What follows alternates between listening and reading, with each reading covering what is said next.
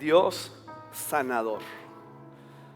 Porque la Biblia nos muestra que Jesús vino a sanarnos, a liberarnos, a restaurar nuestras vidas. Y existe una diferencia entre curar y sanar. Curar habla de la desaparición de los síntomas o enfermedades, utilizando agentes externos, y está más enfocado en el cuerpo físico. Por eso tomamos medicamentos, procuramos una buena alimentación. Es algo que afecta a nuestro cuerpo. Pero cuando hablamos de sanar, nos referimos a algo más profundo e interno, que tiene que ver con el alma, que tiene que ver con nuestra mente, que tiene que ver con nuestras emociones. La semana pasada, o el primer mensaje de esta serie, consideramos a Dios sanador de nuestra amargura. Vimos el ejemplo del pueblo de Israel que durante su esclavitud en Egipto vivió en amargura, en profunda amargura. Y saliendo de Egipto se topan con la sorpresa de encontrar aguas amargas. ¿Se acuerdan que llegaron al oasis de Mara, donde Dios en su bondad potabilizó las aguas para que ellos pudieran beber? Y nos recuerda de nuestra salvación, de cómo en la cruz de Jesús, en su obra perfecta, encontramos salvación. Pero no nos podemos estacionar simple y sencillamente en la experiencia de la salvación. La Biblia nos habla de seguir hacia adelante. Hebreos capítulo 6, verso 1 nos dice de que continuemos, ya una vez siendo salvos, que continuemos en el proceso de la salvación para que experimentemos la plena salvación provista en Cristo. Y por eso avanzamos hacia el oasis de Elim, que habla de estos procesos de sanidad en una experiencia plena de salvación en Cristo. Recuerda, el proceso es temporal, pero la promesa es eterna. Estaremos en procesos de madurez, en procesos de parecernos más a Cristo. Siempre estaremos en procesos. Mientras continuemos en esta vida, siempre estaremos en los procesos de Dios. Y los procesos son temporales, pero la promesa de Dios es eterna. Hoy veremos a Dios como sanador de las tristezas que destrozan nuestra alma. Y tomaremos como ejemplo a Jesús. Y quiero considerar este pasaje en Marcos capítulo 14, verso 32. Recuerda que el Evangelio de San Marcos registra las memorias del apóstol Pedro. Lo describe como la oración de Jesús en Getsemaní. Getsemaní significa prensa de aceite. Creo que tenemos una imagen. Este era el molino, la prensa donde ponían las aceitunas y las molían.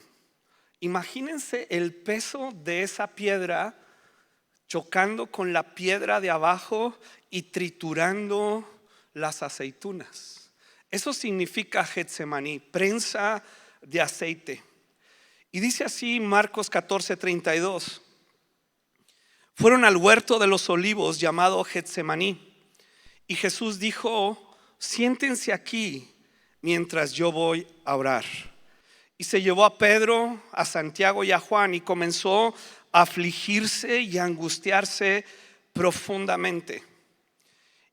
Y les dijo: mi alma está destrozada de tanta tristeza.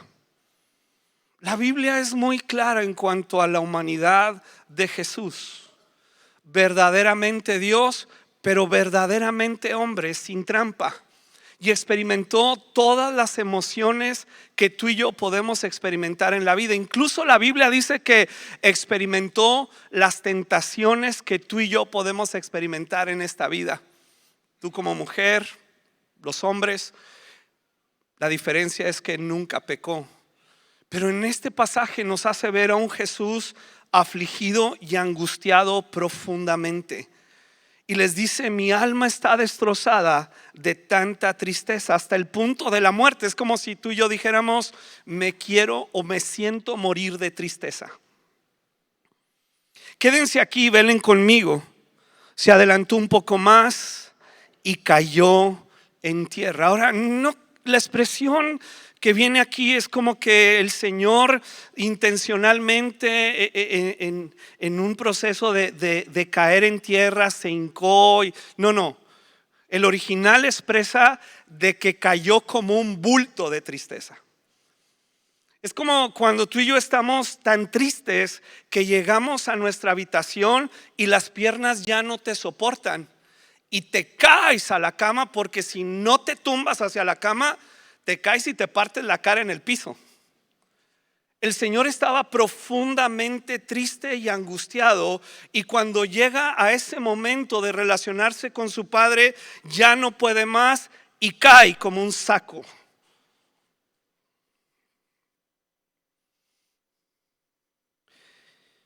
Y dice el evangelista, se adelantó un poco más, cayó en tierra y pidió en oración que si fuera posible pasara de él la horrible hora que le esperaba.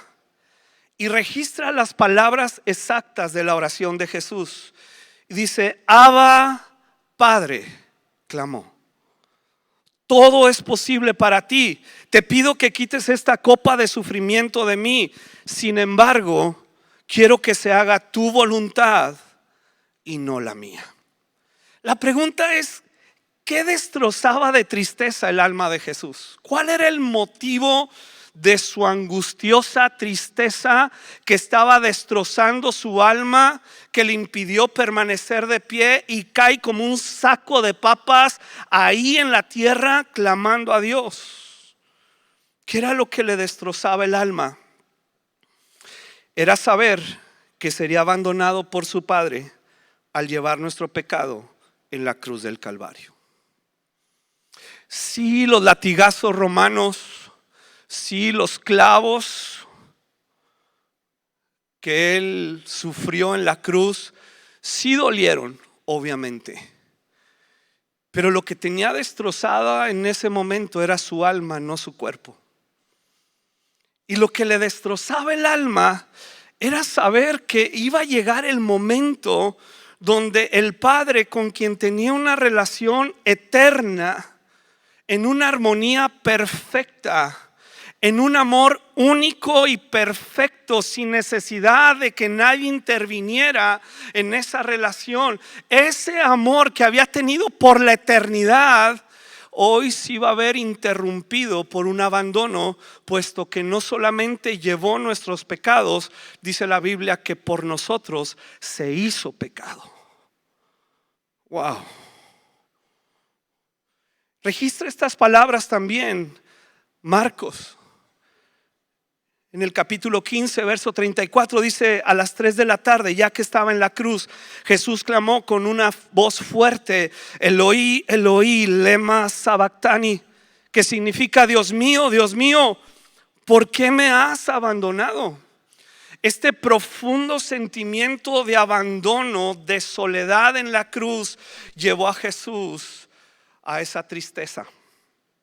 El abandono es un sentimiento que todos los seres humanos experimentaremos varias veces en la vida.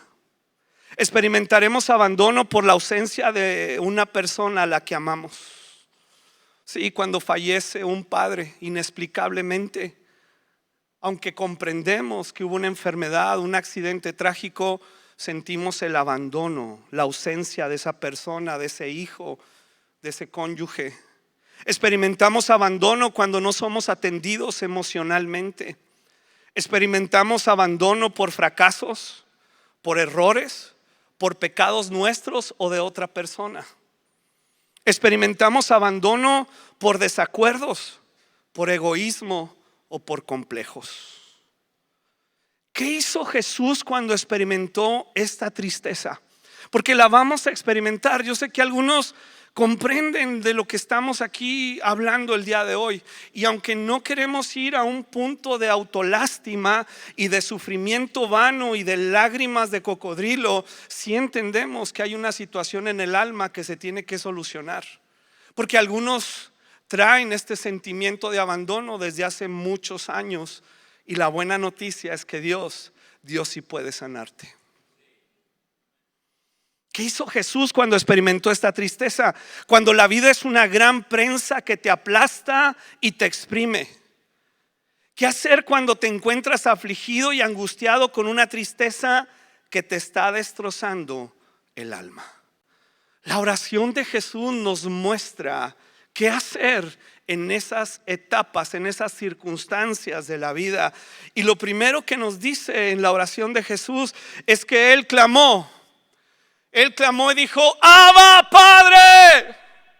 ¿Ya despertaron, verdad?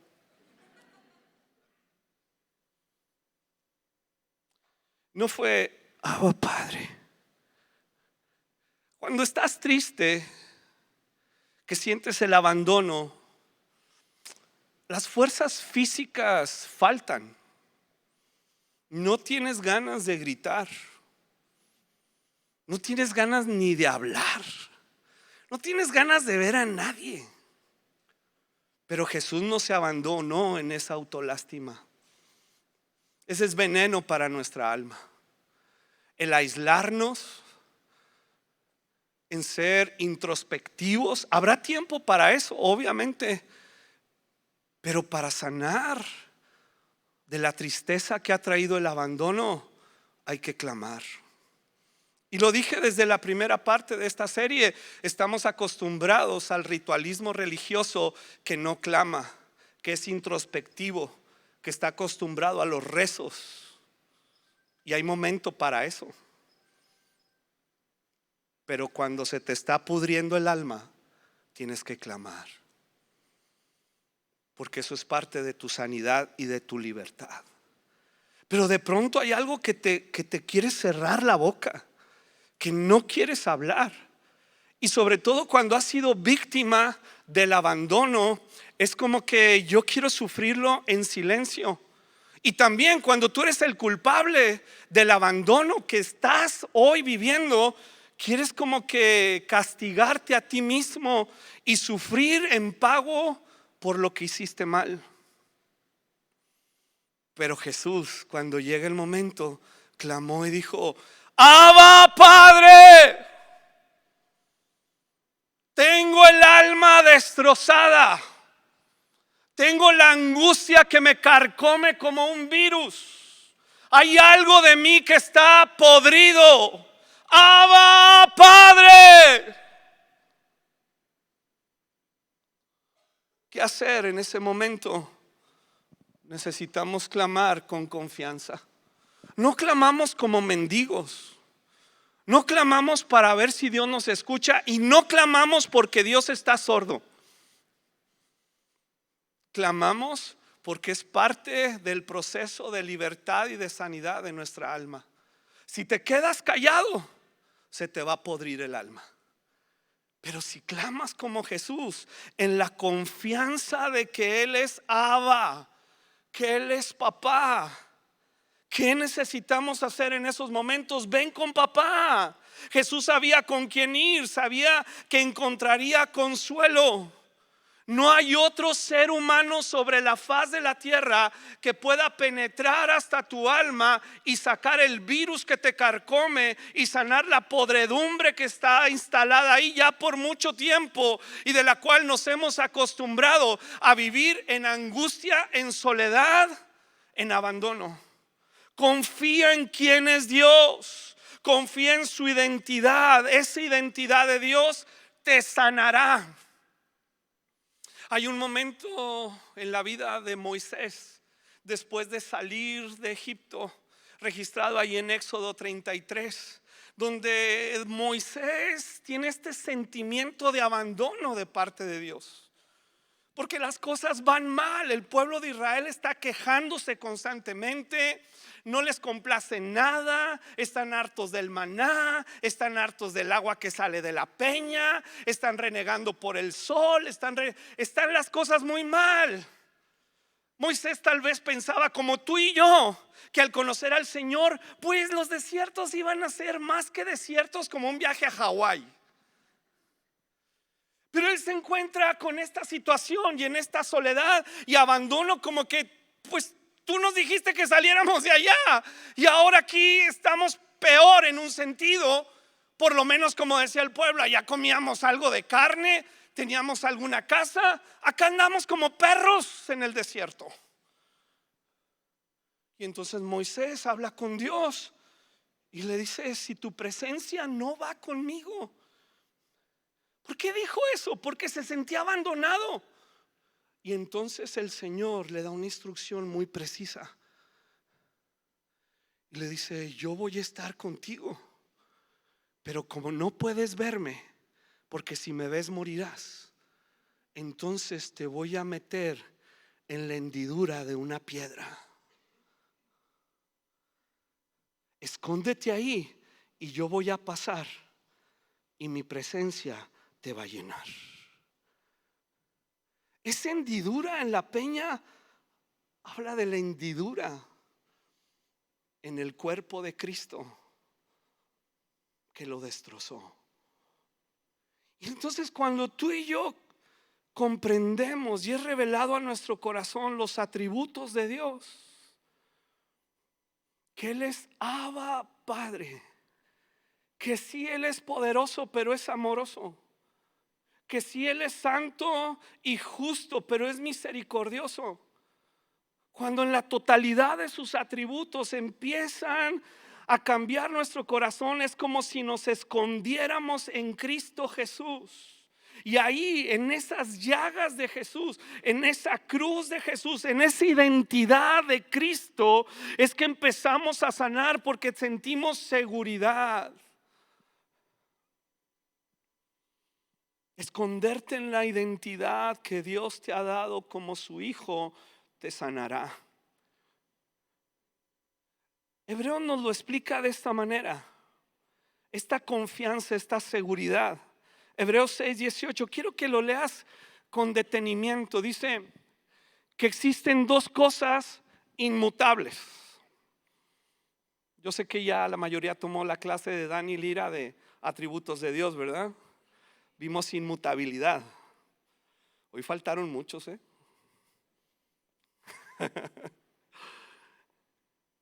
Inmutabilidad es un atributo de Dios que nos enseña que Dios no cambia. Él no cambia. Es que hoy yo me siento solo, es que me siento abandonado. Sí, este es mi sentir, este es mi alma, estas son las circunstancias, esta es la realidad. Pero la verdad es que Dios no cambia. Y entonces estas dos cosas por las que Dios no cambia, en las cuales es imposible que Dios mienta, tengamos un fortísimo, ¿qué dice? Consuelo.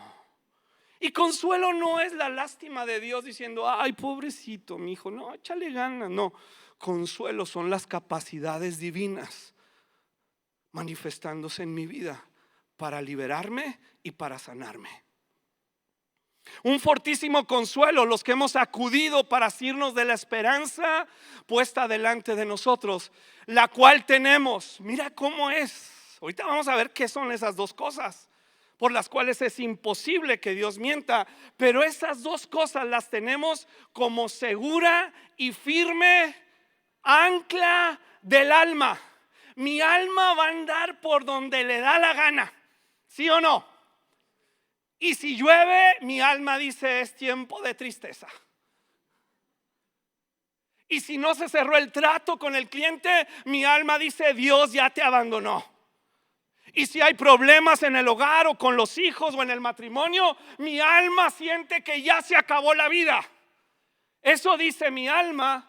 Pero la palabra de Dios dice que hay dos cosas que no cambian, que es imposible que Dios mienta y que es una ancla para yo decirle a mi alma: alma, tú puedes sentir mil cosas, pero te voy a atar a un ancla para que ya no andes vagando, que no seas un vagabundo, un cristiano que anda en busca de experiencias y de emociones, sino que tu alma esté anclada no a los sentimientos ni a las circunstancias, sino a la verdad que te hace libre y te sana el alma para que camines y tengas una experiencia plena de salvación en Cristo.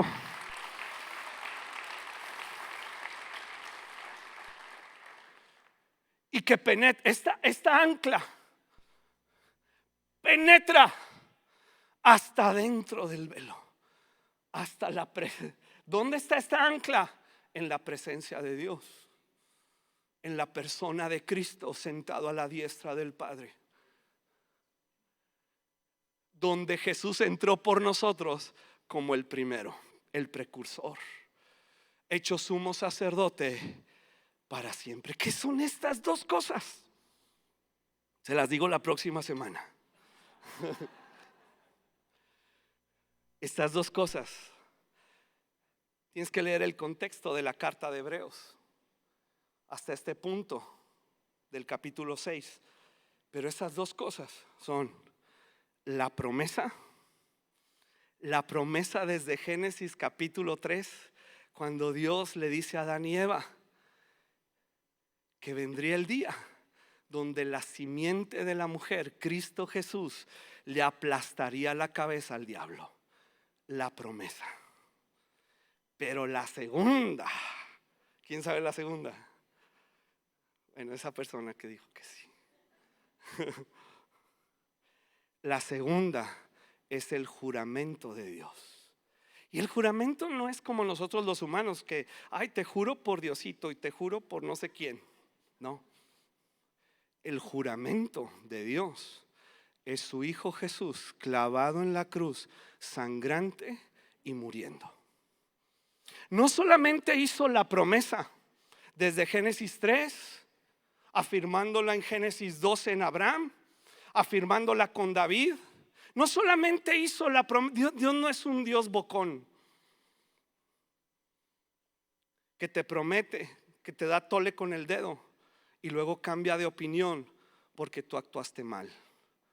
Si actuamos mal, nos lleva al arrepentimiento porque Él es santo, pero Él no cambia. Él no cambia. Yo quisiera que cambiara a veces, pero Él no cambia. Él sigue siendo santo, Él sigue siendo justo, Él sigue siendo amor, Él sigue siendo lleno de gracia y de verdad. Él sigue siendo Dios. Mi alma puede vagar por 1000 lugares, pero cuando la verdad de Dios viene como esa ancla segura que está en el mismo trono de la gracia, y atamos nuestras emociones, nuestros pensamientos y nuestra vida a ella, porque Dios no puede mentir, entonces se produce en nuestra alma una sanidad, porque ya no dependo de circunstancias, de eventos milagrosos, de experiencias sobrenaturales, místicas, espiritualoides, sino que la verdad de Dios es revelada por su Espíritu Santo, y eso me sana. Por eso hay creyentes que andan buscando en 1000 lugares el gurú de la sanidad emocional y nunca van a sanar, porque lo que necesitamos es la firme ancla del alma, revelada por el Espíritu Santo y descrita en su palabra. Por eso insistimos en que estudies la palabra, en que la leas, la medites. Así que Jesús en ese momento clama al Padre con confianza, y nos dice que en esa confianza de Jesús, en ese sacrificio, nosotros podemos descansar, porque esas dos cosas nos aseguran que Dios nunca, ¿verdad que dice ahí? Puedes decir conmigo nunca, pero con más galleta. Nunca. ¿Qué llega a producir ese nunca? Esas dos cosas por las cuales es imposible que Dios mienta. Produce un temor reverente en nuestro corazón. Nos guía al arrepentimiento, a la responsabilidad personal, a la dependencia de Dios, pero con una gran confianza, donde podemos gritar: ¡Abba! ¡Abba! Ayúdame. Y luego viene esta segunda frase de Jesús en su oración, después de que clama y dice: Abba, todo es posible para ti. La primera habla de confianza, la segunda habla de fe. todo es posible para ti. Todo es posible para ti. Déjame explicarte un poquito esto y espero que Dani nos lo explique mejor en una de las clases. Ya le eché la barra a Dani. Todo es posible para Dios de lo que sea posible para Dios. Déjame te explico con un ejemplo muy sencillo. No es posible para Dios hacer que el sol, en lugar que salga del oriente, salga del norte. Eso no es posible. Eso nunca va a suceder. El sol siempre va a salir del oriente hacia el occidente. Las 4 estaciones nunca van a cambiar. Que la lluvia caiga del cielo hacia la tierra, eso nunca va a cambiar. Hay cosas que no van a cambiar. Pero lo que sí es posible para Dios, en cuanto a su voluntad revelada para mi vida, en la promesa y el juramento, eso sí va a suceder en mi vida. Y ahí es donde muchos cristianos siguen atorados en la tristeza del abandono, porque tienen una falsa expectativa de lo que Dios puede hacer y no puede hacer. Dios puede convencer a una persona, pero no puede tomar el último paso de arrepentimiento por ella.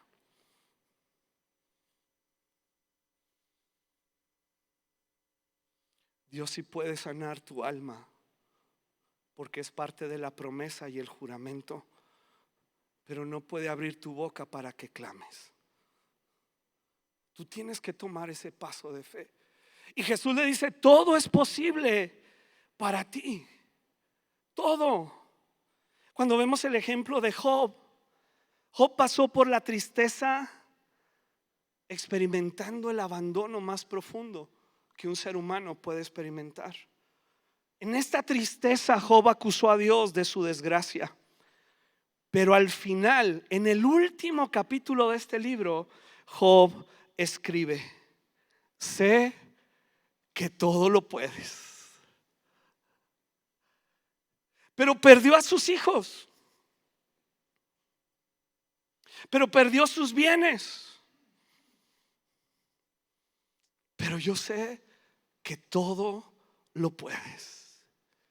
Porque la fe no vive en la desgracia del pasado, en los errores del pasado, en las angustias del pasado, en lo que pudiste evitar y no se evitó, en esa pérdida, en esa circunstancia. La fe no vive allá. Allá vive la tristeza, la angustia y la soledad. La fe vive en el futuro. Es pues la fe, la certeza de lo que se espera y la convicción de lo que no se ve. Por eso clama Jesús desde un principio, porque sabe que el clamor va a abrir su pecho y su alma en un sentido para concentrarse no en el momento de la soledad, sino en el momento de la resurrección. Y por eso Hebreos 11 nos dice que por el gozo puesto delante de él sufrió la cruz. Wow. Y hay gente que está atorada y atorada e insisten en el pasado, en el castigo, en la autoflagelación. Insisten en quedarse ahí, en buscar un culpable y apedrearlo, sean ellos mismos o otro. Y eso los lleva al abandono y a la soledad. Pero cuando dice Jesús: yo sé que tú todo lo puedes. Yo sé que tú puedes sanarme, liberarme. Yo sé que me puedes llevar a un futuro glorioso. Yo sé que todo lo puedes. No para evitar la cruz, sino para llevarme a la resurrección. Yo sé que tú todo lo puedes. La estrategia del diablo con Job no fue quitarle cosas, era hacerlo dudar del poder amoroso de Dios. No es quitarte las cosas, es que dudes. La estrategia es que pierdas la esperanza al sentir que Dios te ha abandonado. La estrategia es hacerte un zombie, un muerto viviente que sobrevive por instintos básicos. Es esa película de zombies tan desagradables, ¿verdad? Bueno, a mí en lo personal no me gustan, no me atrae, porque es grotesco ver a un ser humano muerto pero vivo, alimentándose como un animal carroñero. Es repugnante porque no es el diseño de Dios, pero esa es la estrategia del diablo. Sí, él vino para matar, robar y destruir, pero matarte en vida y destruirte en vida, como a Job. Sin embargo, la palabra de Dios nos dice que con fe es posible agradar a Dios. Yo sé que tú todo lo puedes. Yo sé que no hay nada que se esconde de ti. Yo sé que tú tienes el poder y la autoridad. Y luego continúa la oración de Jesús y dice: Abba, Padre, yo sé que tú todo lo puedes. Te pido que quites. Ya pasó por la confianza. Ya pasó Jesús por la fe. Ahora viene la petición. Te pido que quites. Que quites de mí esta copa de sufrimiento. Te pido que tú tienes el poder, Padre, y te pido que la quites. Ahora, debemos de comprender que Jesús no estaba negándose a ir a la cruz. En la fe, Él estaba clamando por la resurrección. En el mundo vamos a tener aflicciones, querida iglesia. Mientras estés en la carne, mientras vivas en planeta Tierra, vas a tener aflicciones. Eso es un hecho.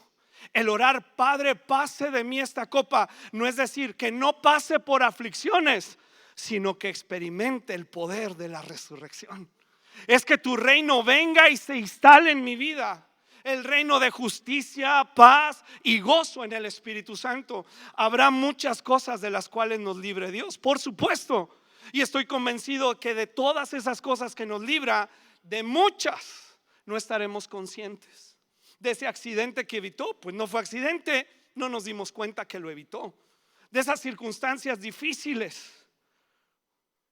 Pero la fe, cuando ora: pasa de mí esta copa, es que no estoy pidiéndote morir para dejar de experimentar en este mundo esta angustia. Estoy pidiéndote que me vivifiques. Por eso Romanos capítulo 8 nos habla de la vida en el Espíritu Santo, que nos vivifica, que nos imparte vida, que nos libera de la esclavitud al miedo y a la maldad. Te pido que quites de mí. Tú tienes el poder y tú tienes la autoridad. Y Jesús sí quiere que experimentemos esa gloria de la resurrección. Cuando un hombre se acercó a Jesús, ahí mismo también lo registra el Evangelio de Marcos. Cuando un hombre con lepra se acercó a Jesús, se arrodilló ante él y le suplicó que lo sanara. Le dijo: si tú quieres, puedes sanarme y dejarme limpio. Movido a compasión, Jesús extendió la mano, lo tocó y le dijo: sí quiero. ¿Cuántas veces tu alma y tus pensamientos han sentido que Dios no quiere? La neta, si me ayudas levantando la mano, yo soy el primero. Ya oré y como que Dios no quiere. Y hay racita por ahí que anda diciendo barbaridad y media para afligirte más. Pues será que Dios, será que tú, como los amigos de Job. Si lees Job, te darás cuenta que tenía 3 amiguitos. que, ay, yo creo era más conveniente estar con el diablo que con esos amigos. Porque el diablo por lo menos es sincero: te voy a matar. Pero estos tres compas le decían a Job: no, pues ya. Y la esposa, bueno, no hay ni una de esas aquí: ya maldice a Dios y muérete. Así. Otro de sus compas le decían: oye Job, pues a mí se me hace que tú hiciste algo muy malo. ¿Cuántas veces te lo han dicho? Cuando Ivonne y yo perdimos nuestro primer embarazo, una personita así enviada del diablo, era como la trilogía entre el diablo, Belcebú, Acán y los jinetes del Apocalipsis. Y nos dijeron: es que Dios quiere enseñarte algo. Wow. Hoy lo poco que puedo decir es: qué ignorancia y qué aberración por desconocer quién es Dios. Pero esto está como parte de nuestra cultura latina, religiosa y a veces evangélica.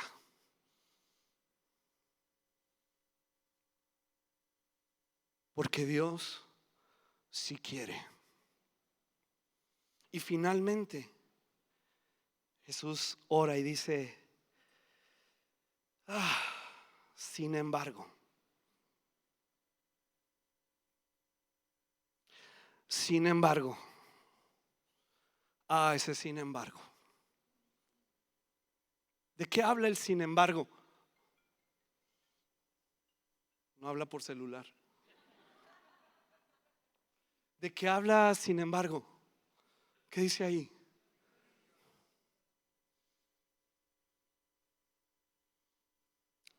Yo me rindo a ti. Pero yo ya sé que tú eres Abba. Tengo la confianza y la seguridad de que eres un Padre bueno. Yo ya pasé por ahí. Yo entiendo a través de tu palabra que la fe vive en la resurrección, no en la tristeza y el abandono de la cruz. Yo puedo expresarte mis peticiones de manera abierta en mis palabras y tampoco andar con esas, no sé cómo decirlo, tonterías. Estamos en la iglesia, no puedo decir la otra. Que tienes que ser bien específico con Dios. No manches. Neta. Si Abba Padre es la expresión de un niñito a su papá, los que somos papás, cuando estaban bebés nuestros niños, quiero que me prepares una papilla de manzana. No, ¿qué hacía el bebé? Lloraba. Y la mamá comprendía. Yo me tardé poquito más en comprender, pero Ivonne comprendía. Ese llanto es de hambre. Ese llanto es de sueño. Ese llanto es de que cambia el pañal. No es que seas específico de qué color y de qué sabor, porque la Biblia nos enseña que Dios sabe todo lo que necesitamos antes de que se lo pidamos. Y luego cuando se lo pedimos, Él nos va a dar más abundantemente de lo que pedimos o imaginamos.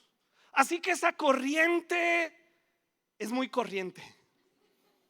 No es Biblia quien lo diga. Biblia dice que Abba Padre sabe de lo que tengo necesidad. Y cuando yo clamo en un grito desesperado: ¡Abba! Él dice, Él necesita.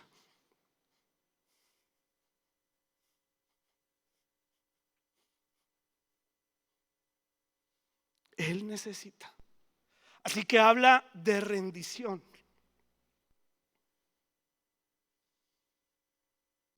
Sin embargo, habla del proceso y el método que decidirá Dios en su bondad. Todo dolor va a requerir llevarnos a la cruz. Todo. Situaciones que requieren renunciar a nuestro egoísmo, a nuestra autolástima, a nuestro deseo de venganza. La cruz nos lleva a la responsabilidad, aunque no seamos culpables.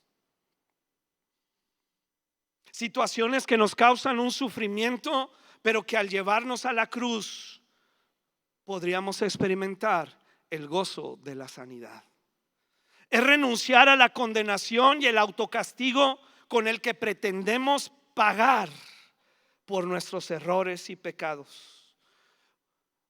Sin embargo, es una expresión de rendición al amoroso poder y bondadoso deseo de Dios por salvarme.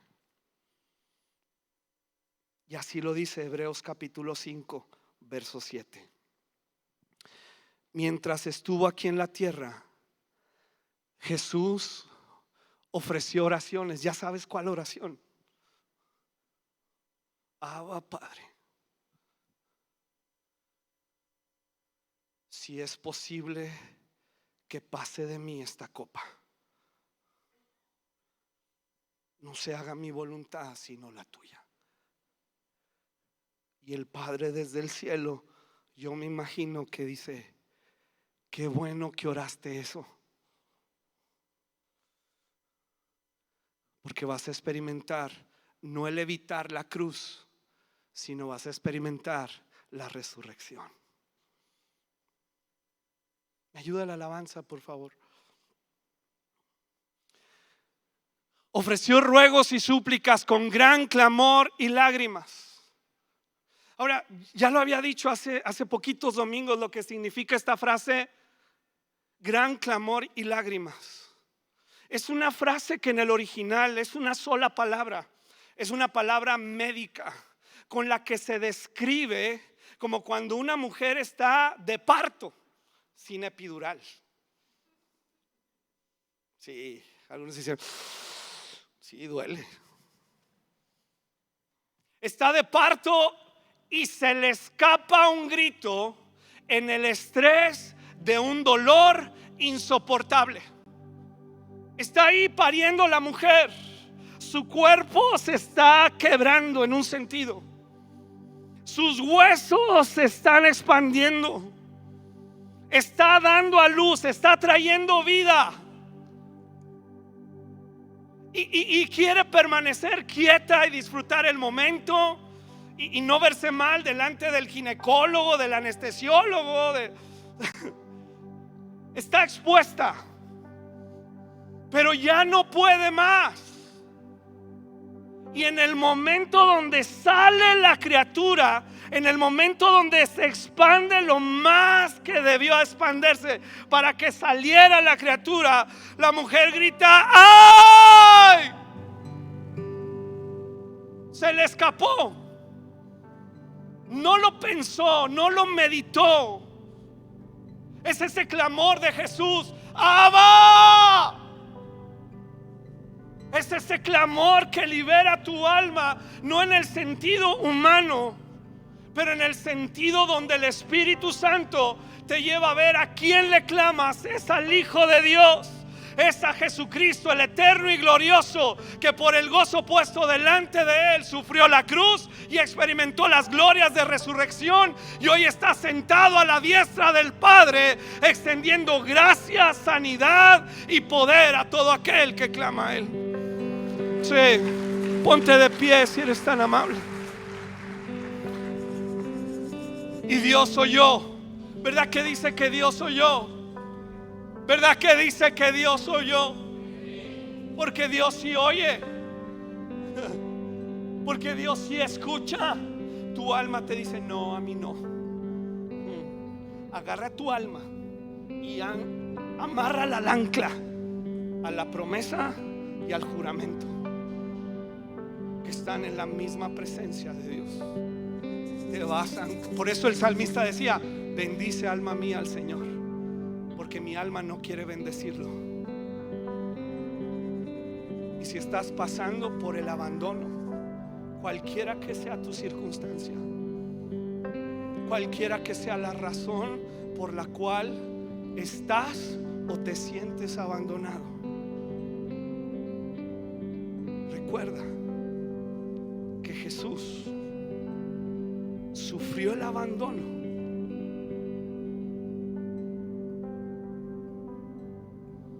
para que tú nunca, jamás fueras abandonado. Y eso es algo que no va a cambiar nunca, porque Dios no cambia ni miente. Así que agarra tu alma y dile: alma, no vas a andar como un papalote volando. Alma,